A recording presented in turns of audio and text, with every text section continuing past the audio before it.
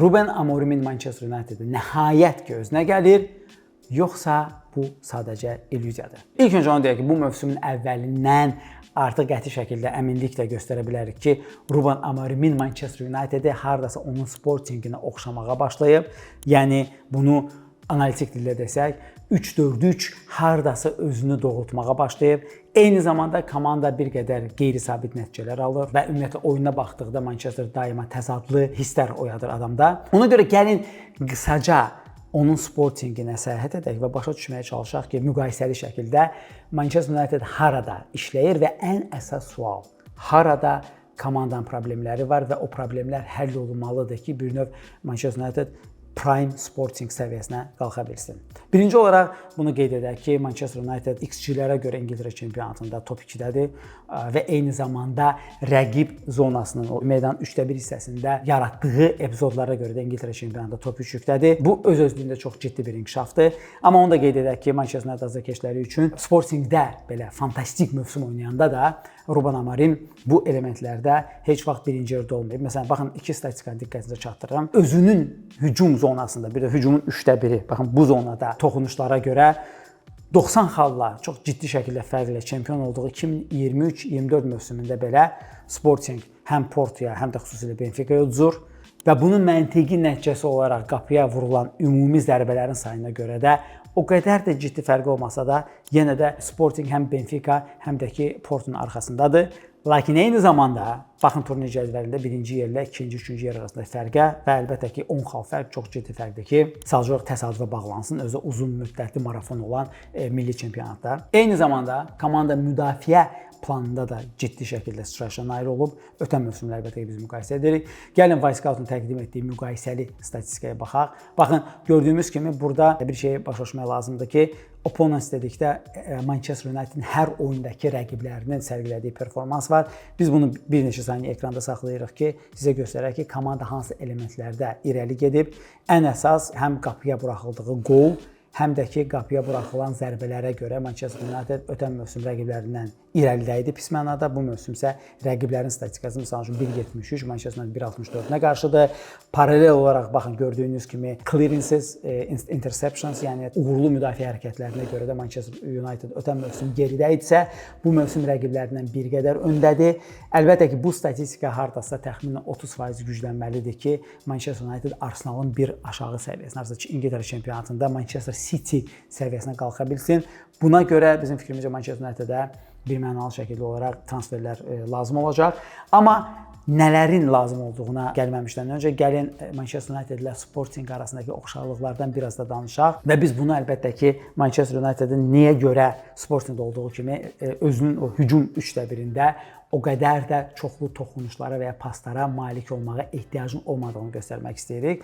Çünki normalda əgər mövqe futbolunda çoxlu paslaşmalar, pas üçbucaqları, pas kvadratlarından söhbət gedirsə, Ruben Amorimdə onun oyun fəlsəfəsində bir növ ya 6-8 nömrələrdən biri və xüsusilə cinah wingbackləri topu özü ilə rəqib zonasına daşıyır və qol epizodu yaradırlar. Məsələn, bu epizodda Sportingin oyunçusu topla uzun məsafəni qət edərək rəqibin cərimə meydançasına daxil olur və pas atır. Bunun eynisi olmasa, bunu oxşar epizoda baxın, gördüyünüz ki, nə qədər mümkün qədər az pasla həmin o məşhur Mbeumo'nun qolu və Amad Diallo'nun ona olan pası. Digər tərəfdən yenə də eynisi olmasa da ötən mövsüm Sportingin Manchester City ilə oyunu biz çox pis keyfiyyətdə göstərdik ki, həmin o yürüyüşün hardan başlandığını göstərək. Bu epizod penalti ilə nəticələnəcək.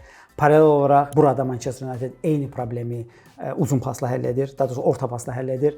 Amma məntiq olaraq komandada necə Sportinglə oxşar elementlərin formalaşdığını görə bilərik. Bundan başqa daha bir əfsanəni burada sındırmaq istəyirik. Xatırlayırsınız Manchester United azarkeşlərinin nədənsə nifrət obyekti Bruno Fernandesdir.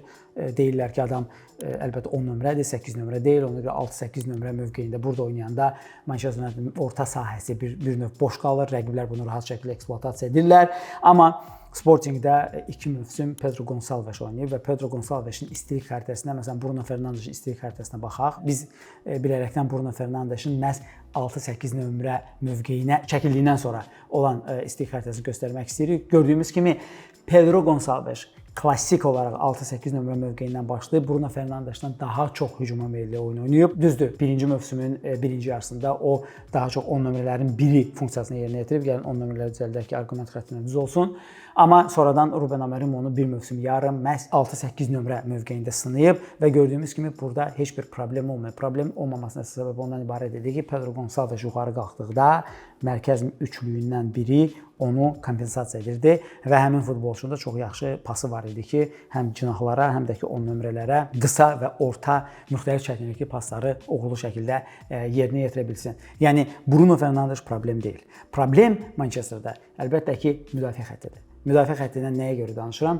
Çünki bizim fikrimizcə Manchester United-in bu qədər hücuma investisiya etməyinə ehtiyac yox idi.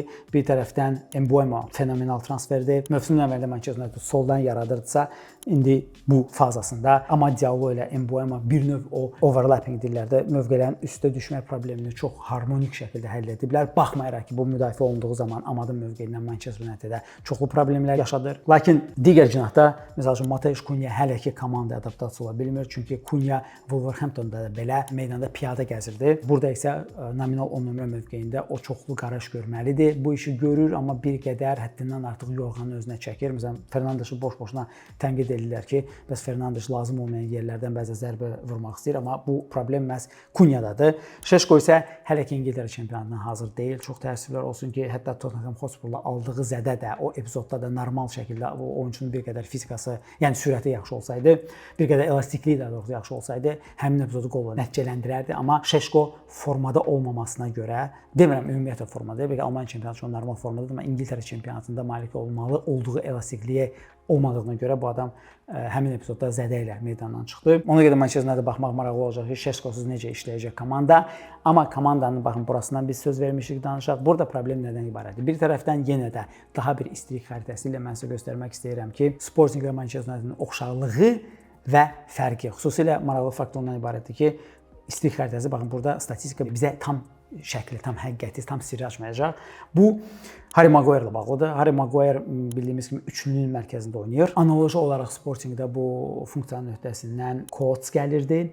Ondan başqa bir mövsüm bu işi Inacio görürdü. Baxın, ilk baxışda istilik xəritələri Maguire ilə Coates'un çox bir-birinə oxşayır. Amma onlar arasında ən böyük fundamental fərq ondan ibarətdir ki, Coates bir növ Inigo Martinez kimi müdafiə xəttinin manipulyasiyasına başçılıq edirdi. Bu nə deməkdir? Lazım olduğu halda, misal üçün Pedro Gonçalves irəli getdikdə, cinah müdafiəçiləri irəli getdikdə adam müdafiə xəttini qaldırırdı. Orada Coates'un pası o qədər də yaxşı olmadığına görə Coates bir növ dayaq müdafiəçisinə kömək edə bilmirdi.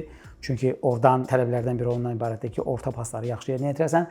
Amma Coates öz komanda yoldaşlarını çox yaxşı şəkildə həm yuxarı qaldırırdı, həm aşağı salırdı. Harry Maguire'də instinktiv və karyerası boyu ancaq bir təcrübə var, o da arxaya meyil, yəni dərin müdafiə oturmaq, bir növ aşağı blok oturmaq. Harry Maguire əzmkarlığın söz olmaz, amma futbol intellekti o adama imkan vermir ki, ümumiyyətlə hər hansı bir şəkildə hücum, arxa planlı işləsin. Ancaq adam müdafiə oturmağı yaxşı bacarır. Bu da problemdir. Digər tərəfdən əlbəttə ki, Matthias de Ligt çox yaxşı şəkildə Bruno Fernandes yuxarı qalxdıqda onun əvəz eləyir dayaq müdafiəçisi mövqeyində, amma Matthias de Ligtin də yaxşı pası yoxdur. Bu mənada ideal futbolçu əlbəttə ki, Lisandro Martinez olardı. Lisandro Martinez həm bu vəzifənin, həm də bu vəzifənin öhdəsindən gələrdi.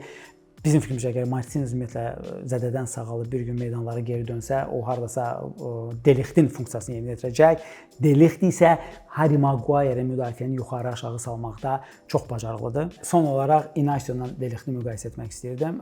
Inacionun orta paslarda dəqiqliyi 80% idi. Əlbəttə ki, bu qısa və ya arxaya paslardan söhbət getmir. Lakin de Ligtdə bu 57%dir. Üstəlik de Ligt ayağı ilə ball progressionda yaxşı deyil. Inacio isə maç boyunca 2.7 ball progression, yəni topla irəli getmə hərəkət edirdi. Bunu bir növ Pau Kubarsini nümunə göstərmək olar. Əlbəttə ki, Kubarsi bunun daha bir pik formasıdır. Və sonda belə bir sual çıxır ki, Manchester United nə gözləyir? Bizim təxminimizə görə United əgər transfer büdcəsi varsa, mütləq olaraq mərkəz müdafiəçisinə investisiya etməlidir. Çünki Leny Yoro və ya Luke Shaw o mövqedə sabitdirlər. Dediyimiz o dayaq müdafiəçisinə qalxa bilən mərkəz müdafiəçisi və mərkəz müdafiəçilərinə rəhbərlik edə biləcək bir mərkəz müdafiəçisinə ehtiyac var. Bunu birbaşa Çek olmasa da hardasa dolayısıyla yolla Ruben Amorim də öz intervyularında vurğulayırdı. O vurğulayırdı ki, ümumiyyətlə bizim indi bu dəqiqə müdafiənin hücuma qalxmaq fazasını balanslamalıyıq ki, komanda ideal görünsün.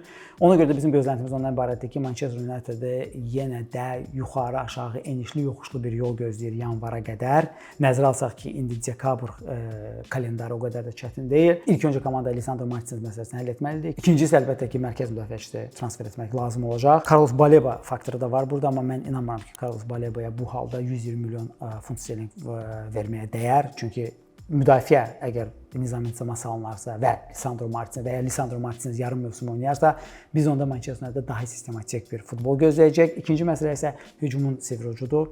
Burada Manchester United seçimlərindən biri ondan ibarətdir ki, Mateus Cunha gəzməyə okey olan, yəni gəzməyin normal olduğu mərkəz hücumçusu mövqeyində oynasın və burada Mason Mount'a dəstək olaraq forma geysin.